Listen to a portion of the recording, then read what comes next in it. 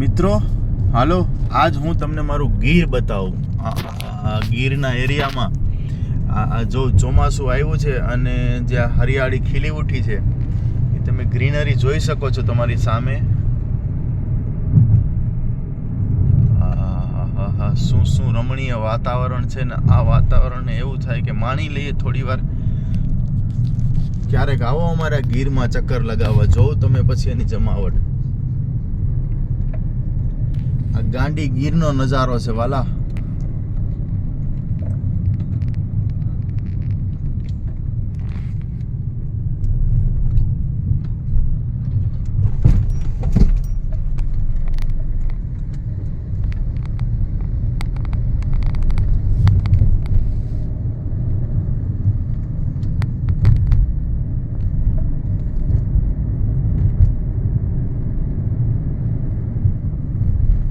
આ જે ગાડીઓ દેખાય છે એ ગાડીઓ પેલી સિંહની સફારી કરાવે છે એના માટેની ગાડીઓ છે. પણ જો તમે અહીંયા આવતા હોય તો આના ઉપર તમે બાર્ગેનિંગ કરજો, નહીંતર તમે લોકો છેતરાશો. કેમ કે આ લોકો ઘણા બધા ભાવ લે છે. હું લોકલી અહીંનો ગીરનો જ છું એટલા માટે મને ખબર છે. 5,000 અને 6,000 રૂપિયા લે છે. બટ તમે લોકો જેમાં બાર્ગેનિંગ કરો તમને 2,000 રૂપિયા સુધી ગાડી મળી શકે છે. સાથે સાથે કે અહીંના જે પણ રિસોર્ટો છે તમને રહેવા માટે, બરોબર છે, એ રિસોર્ટોમાં જો તમે ધારો એટલું બાર્ગેનિંગ કરી શકો છો. કેમ કે એ લોકો તમને ભાવ જ પહેલાં એટલા બધા ઊંચા કહે છે કે તમે બાર્ગેનિંગ કરીને કેટલું બાર્ગેનિંગ કરવાના.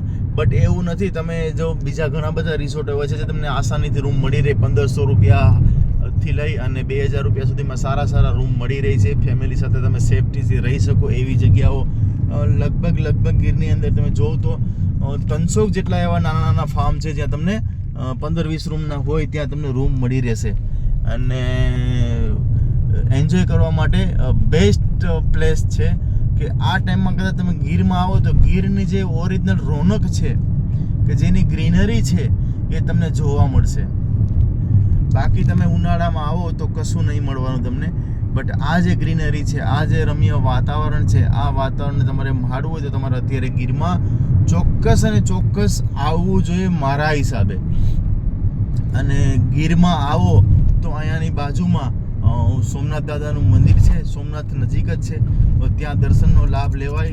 ત્યારબાદ આપણો ગરવો ગિરનાર, કે જે હિમાલયનો પણ દાદો કહેવામાં આવે છે, એ ગરવા ગિરનારની પણ તમે મુલાકાત લઈ શકો છો. સાથે સાથે ગરવા ગિરનારમાં જાઓ તો ત્યાંથી થોડુંક જ આગળ 25 કિલોમીટર ભેસાણ અને ભેસાણથી 4 કિલોમીટર પરબધામ છે. એ પરબધામ પણ બહુ એક સારી એવી જગ્યા છે કે જે પોઝિટિવ વાઇબ્સ આપે, પોઝિટિવ એનર્જી આપે તમને, એવી એક જગ્યા છે. સંત શિરોમણીની જગ્યા છે. ત્યાંની પણ મુલાકાત કરો અને તમારા દેહ આત્માને પવિત્ર કરો. આ ગીરનો નજારો છે તમે જોવો. આ નાના ગામડાઓ વચ્ચે આવે છે અને ત્યાંથી હું પસાર થઈ રહ્યો છું તો વિચાર્યું કે તમને લોકોને કંઈક બતાવું. તો એના માટે થઈ અને થોડો હું આજે ગીરમાંથી નીકળ્યો છું તો તમને લોકોને એ બતાવી દઉં છું.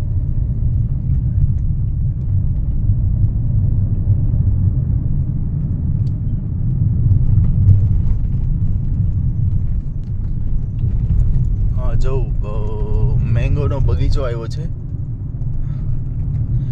અહીંયાની કેસર પણ બહુ ફેમસ છે. બટ અહીંયા આવો તો ધ્યાન એ રાખજો મિત્રો કે કેસરનો જે પલ્પ વેચે છે લોકો, જે લોકો કેસરનો પલ્પ વેચે છે એ પલ્પ જ્યાં સુધી ના લ્યો ત્યાં સુધી તમારા માટે સારું છે. કેમ કે એ પલ્પ છે ને એ લોકો ઘણા બધા કેમિકલ યુઝ કરે છે અને તમે અને તમારા બાળકો ખાવ તો કદાચ તમે તો સહન કરી જાઓ કેમિકલ્સ, પણ તમારા બાળકો જે છે કે 6-8 મહિનાનો પલ્પ હોય કે 2 વર્ષ પહેલાંનો પલ્પ તમને ભેળવીને આપી દે છે. કેમ કે એકવાર પલ્પ બની ગયો પછી એને કોઈ લોકો ફેંકતા નથી, એક્સપાયર થઈ જાય ને મિત્રો, છતાં પણ એ લોકો એને પ્રોસેસ કરી એસેન્સ નાખી અને નવો કરીને વેચે છે. આ મેં જોયેલું છે એટલા માટે તમારા નોલેજમાં નાખું છું કે આવી વસ્તુ ચેતો. ગીરમાં આવો તો કેસરનો પલ્પ ના લેતા, એ મારી તમને એક રિક્વેસ્ટ છે. અને જો લેવો જ હોય તમારે તો ઘણા એવા પ્લેસ છે જ્યાં તમને સારો મળી રહી છે પ્યોર ફોર્મમાં. પણ બેટર તો એ જ રહેશે તમારા માટે કે તમે પલ્પ ના ખાઓ. જ્યારે કેરીની સિઝન હોય ત્યારે કેરી ખાઈ લો તો એ તમારા માટે, આપણા માટે, બધા માટે સારું છે. હવે રહ્યા આગળ આવે છે એક જો હલવાનું બોર્ડ આવે છે, હું તમને બતાવું છું. જો આ એક છે ને અમારે ગીરની નારિયેલી જેને કહેવાય ને કોકોનટ ટ્રી, એ એક ફેમસ ટ્રી છે જો. અને આ જે હલવાનું બોર્ડ મારેલું છે મિત્રો, આ હલવો છે ને એ માંગરોળનો છે. અને માંગરોળના હલવાના નામે લોકો બધા બનાવીને વેચે છે. બટ ઓરિજિનલ જે હલવો છે એ માંગરોળનો આવે છે અને એ ખાદીમ પાક તરીકે ઓળખાય છે. જે દુકાનનું નામ જ છે ખાદીમ, બરોબર છે. તો એ ખાદીમ પાક તરીકે ઓળખાય છે.